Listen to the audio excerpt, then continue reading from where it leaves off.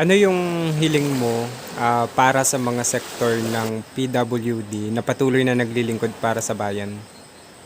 Dapat maging inspirasyon yung mga PWD doon sa mga physically fit na nagiging pabigat sa bayan.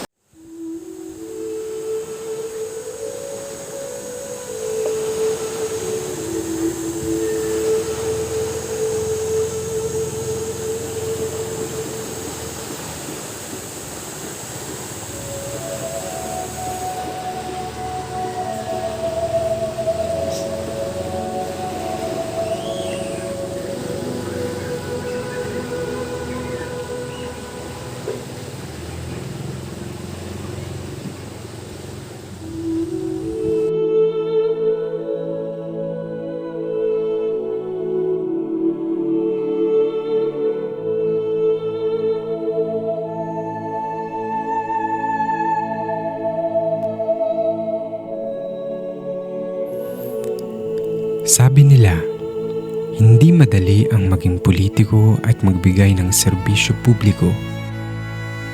Mapagal, komplikado at magulo. Kadalasan, edukasyon, plataporma, nagawa at madalas maging pisikal na itsura ang patok sa panlasa ng masa. Pero boboto ka ba kung ang tumatakbo ay hirap makalakad at mas kailangan ng suporta para lamang makapaglingkod sa kapwa-tao?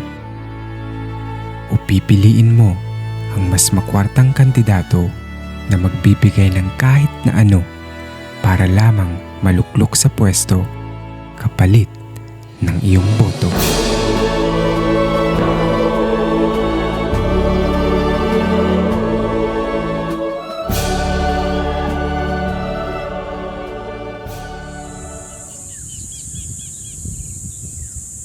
Sa isang kalmadong barangay sa Camarines Sur ay nakilala ko si Pipito. At sa payak na tahanan na ito, umiikot ang kanyang buhay.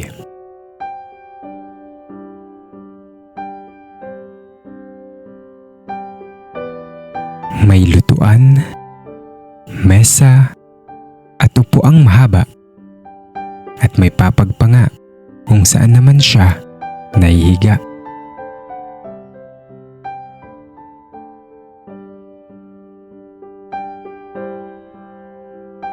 Mayroong bubong na gawa sa nipa at binaklas naman na kahoy ang kanyang ginawang bintana.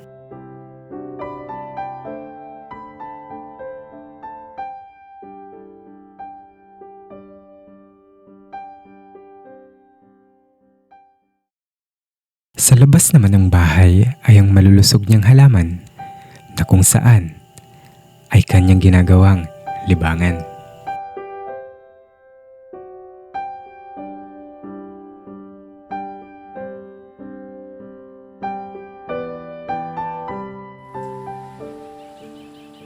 Kung ilalarawan, maliit, simple at organisado. Ganyan ang bahay ni Pipito.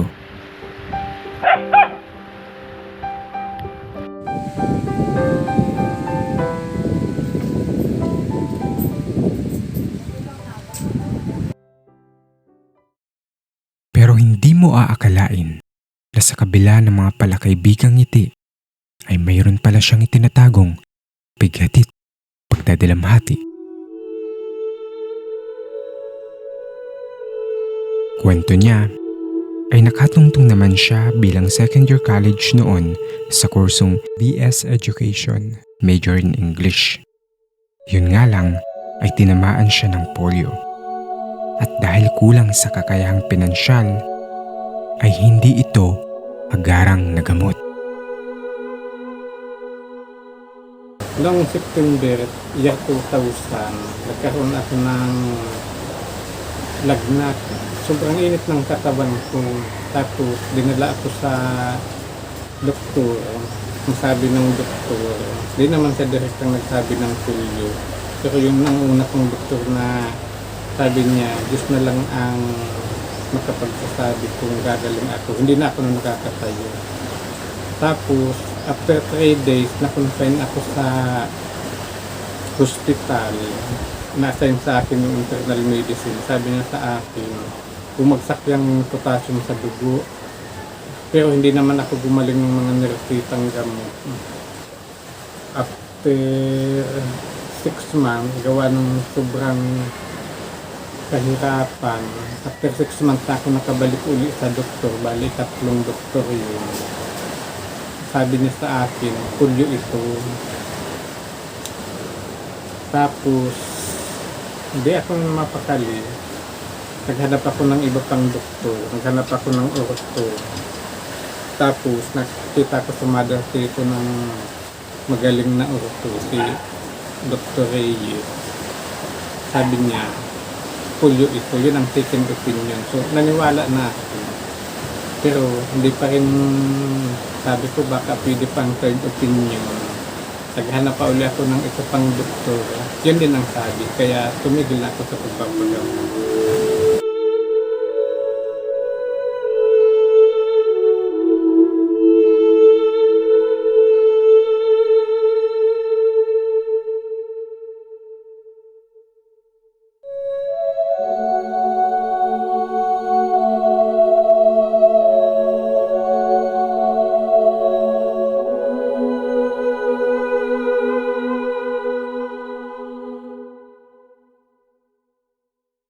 Ang tunay na paglilingkod ay walang pinipili, walang lamang o naiiwan.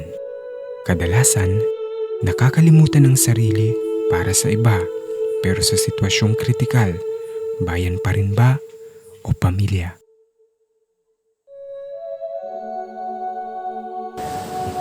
Maraming mahirap sa pagiging PWD, pero yung pinakamahirap sa akin, yung pinagtasabay ko yung paglilingkod sa barangay at the same time paglilingkod sa pamilya. Katulad na lang halimbawa nung kinakaso kami ng may-ari ng lupang tinitirahan namin, and at the same time kailangan kong mag-seminar. Pagkatapos ng panahon na mag-seminar kami, nakaburo din yung nanay ko. Yun ang isa sa pinakamahirap na sitwasyon na pagdaanan. Kasi kailangan kong mag-seminar kasi nakuha ko yung yung gagastusin sa barangay para mag-seminar. Nakuha ko yun bago namatay si mama. Kaya hindi ko matanggihan. Tapos, sa panahon din yun na nakaburol si mama, may 2 nakabinubin na kaso kaming hinaharap na ako ang humaharap instead na ang tatay ko. Kasi yun ang talagang katiwala ng may-ari ng lupa. Nag-execute lang si Papa ng special power. Sa panahon na yun, sobrang namayat ako. Pero pinikap ko maging matatag kasi sabi ko, ano man yung napagdaanan namin, alam kong lilipas din ang lahat. Magiging okay din. Tiwala lang sa Diyos. Yun ang sandigan, yung pinakasandigan ko. Hindi ako bumitaw sa pangako ng Diyos, kaya lahat ng yung nalampasan ko kahit sobrang hirap. Kung tutubusin, halos madurog ang puso ko noon.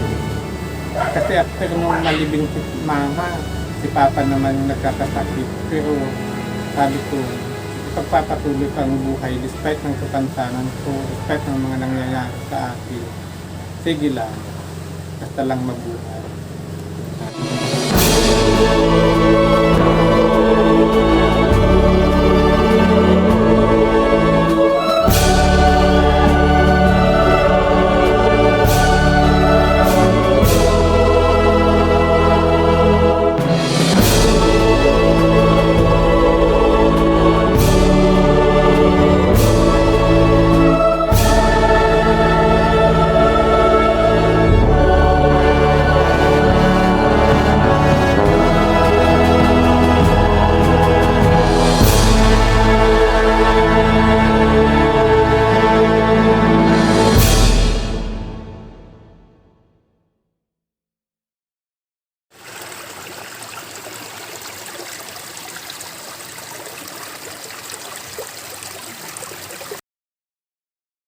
Sa loob ng 23 taon o mahigit 2 dekada ay naging lingkod barangay si Pipito.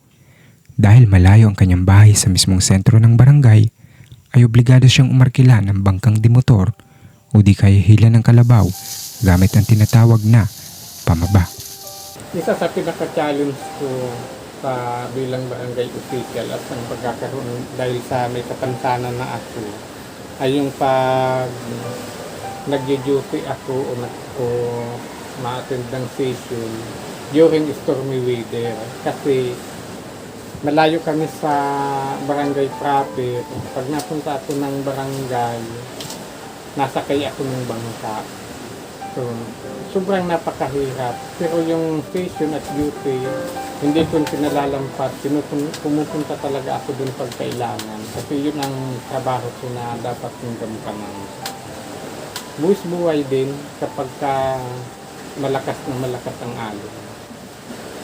Paano kung hindi talaga pa pwede? Pag hindi pwede, ang alternative ko doon, sa hila-hila ako ng kalabaw. Nakasakay ako sa parang papag.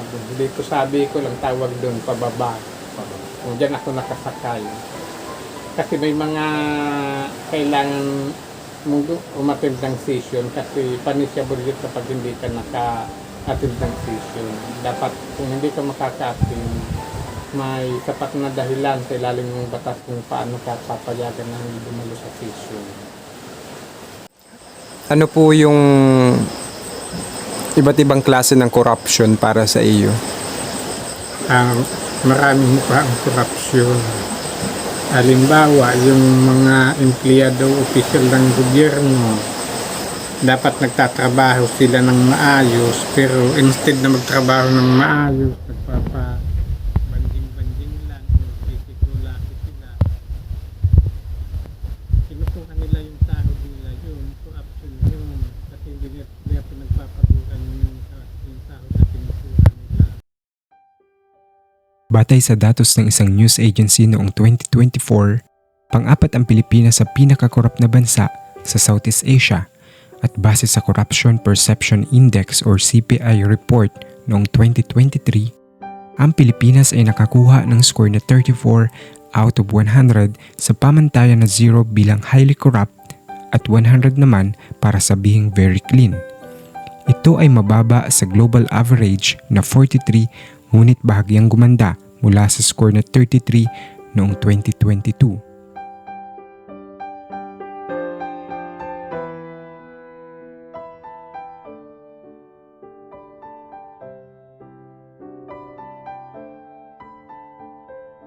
Sa planning specification, makikita mo kung gaano ba kalaki o yung dimension ng project, makikita mo yan doon.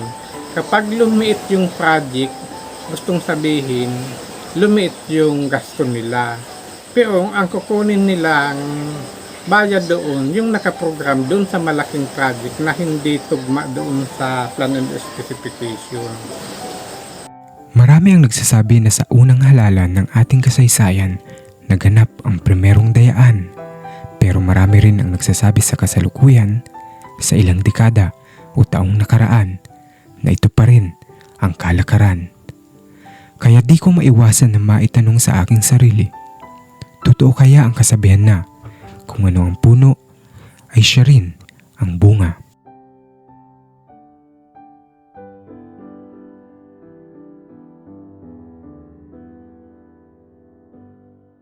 Kaya bang limitahan yung corruption? Kayang-kaya kasi nasa leader kasi yan nasa pinuno, nasa chief of office. Kung malilimitahan natin yung corruption, kung halimbawa sa mga official, sa mga halal na official, kung tatakbo ang isang kandidato, kapag bumili siya ng boto, saan siya kukuha ng pangbili?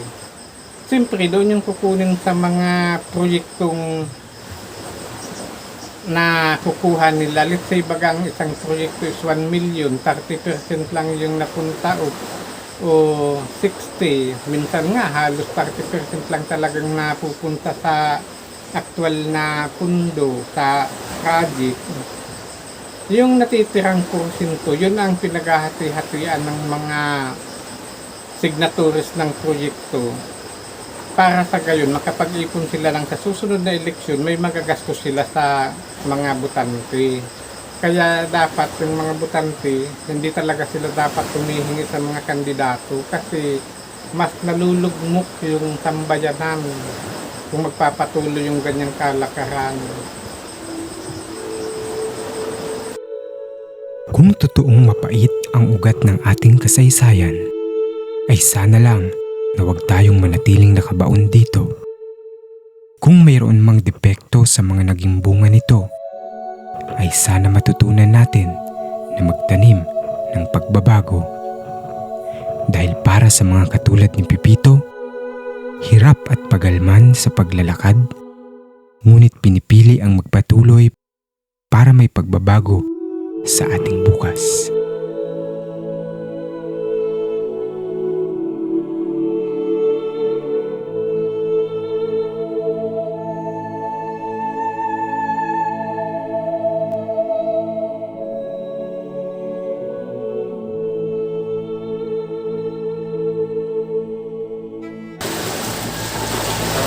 Proud ka ba sa mga nagawa ni Pito? Opo. Dahil inalagaan niya ako kahit may pinay. Malagang tanong balik ka ba?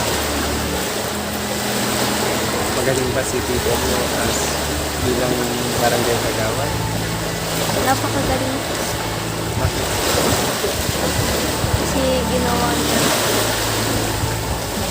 Umutang siya kahit malaking kahit wala pong pera, umutang siya para sa barangay.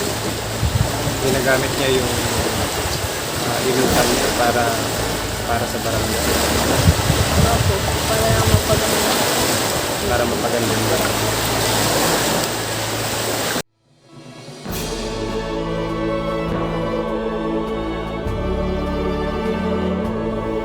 Naisip ko, kung ang musmus na isip ng batang si Yan ay labis ang paghanga kay Pepito, tayo pa kayang nakatatanda na mas pukaw o mas mulat ang pag-iisip?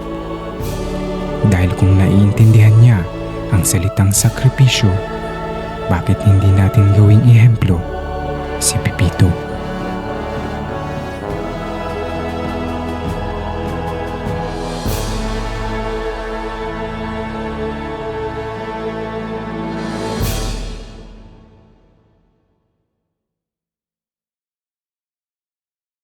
Sa isang barangay, saksi ang mga tao sa story at buhay ng isang individual. Bago pa man maging sikat o kumalat sa labas, ay sila muna ang nakakaalam o nakakaranas. Mula sa mga abisong legal at gabay sa buhay, napakalaking bagay na nagmumula sa isang pilay.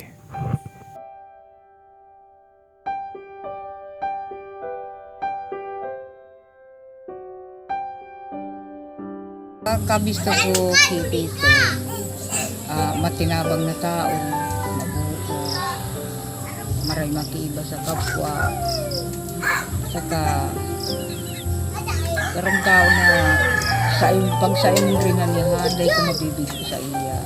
Yan ang pagkabisto ko sa iya. Puro sa karahayan ang sa iya. Bawin.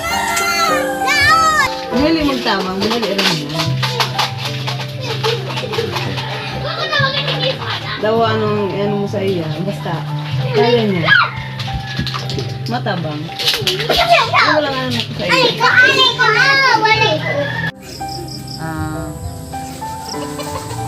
Maski arog siya kaya na may kapansanan, ano man na kagadong mo sa iya, maski may dahil niya kaya, pinipilit niyang kaya noon, nakabangan lang sa rong tao na nangangaibo. Yan ang pagkakabisto ko sa iya. Kung mag-ano ka dyan? Ayaw, pinakasalaman pa! May, kahit puhang ka nga, gado, tayo ko siya, nataw niya. Basta magranente. Maray mo na ano. Ang buot mo kasi.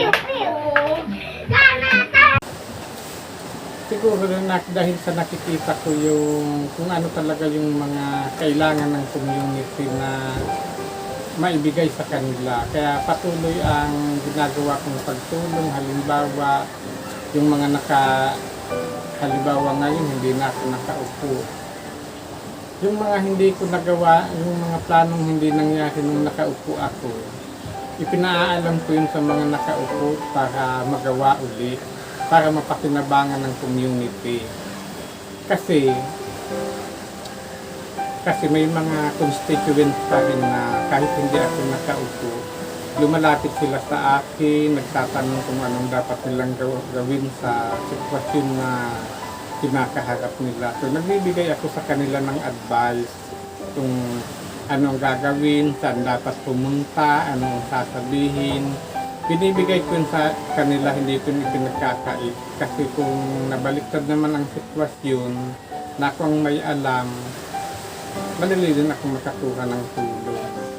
Tapos, yun namang mga dati kong kasamahan sa council na nakaupo ngayon, minsan humihingi sila ng advice kung anong dapat nilang gawin para sa kanilang paninilbihan. Tinutulungan ko sila. Binibigay ko sa kanila yung magagandang idea na dapat may ganito tayo, dapat may ganyan, ito yung plano ko noon, kayong nakaupo. So babahagi ko yun sa kanila para kahit sa kanila na yung nakapangalan, buong community.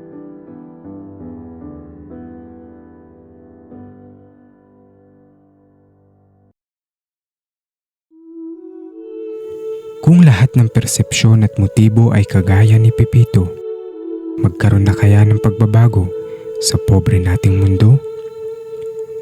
Hindi man tuwid ang kanyang pagtindig, pero matuwid ang kanyang paninindigan sa bayan. Hindi man ganon kabilis ang kanyang paglalakad, pero patuloy ang kanyang hakbang sa pagtulong sa mahihirap. At kahit na mismo siya ay literal na mahirap, hindi ito naging rason sa pag-atim ng magandang bukas. Bukas na hindi makasarili. Bukas na nagbibigay lingap.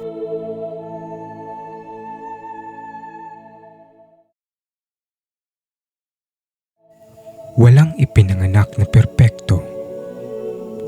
Pero kung pipiliin natin maging buo, tiyak walang magiging imposible dito.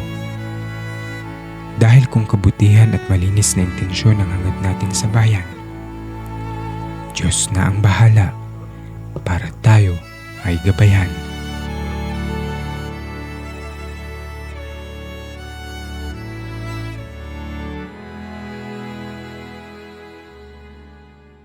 Ano yung hiling mo para sa mga sektor ng PWD na patuloy na naglilingkod para sa bayan? Dapat maging inspirasyon yung mga PWD doon sa mga physically fit na nagiging pabigat sa bayan. Kasi kung tutuusin, yung PWD nag-i-effort na maglingkod sa bayan para sa kapakanan ng lahat, samantalang may mga tao naman na physically fit pero nagiging pabigat sa ating bayan. Katulad na lang halimbawa yung mga tulak ng droga, o kaya naman yung mga tamad sa lipunan, na samantala yung PWD, kung titingnan natin, maraming PWD na sa kung ano pa yung kanilang magagawa, ginagawa pa nila para hindi maging pabigat sa kanilang pamilya o sa bayan.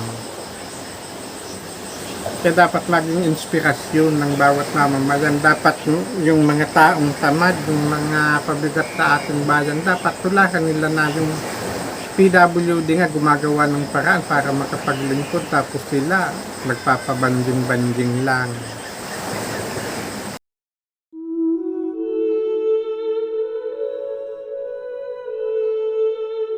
Madaling manghusga sa pisikal na katayuan ng bawat isa. Madaling mag-isip o magsabi kahit madalas ay hindi pa natin sila gaanong kilala. Madali ring magbigay ng opinyon para lamang iligtas ang sariling kaluluwa.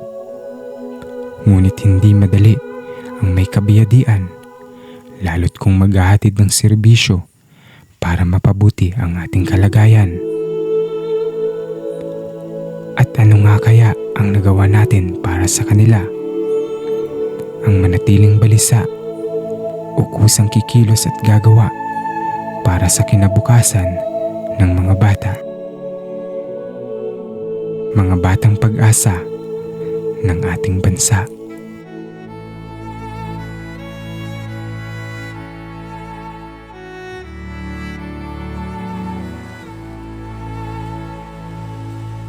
Mula dito sa bayan ng Sipukot, Camarines Sur, ako po si Sir O.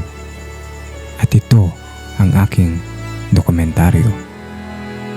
Diyos mabalos.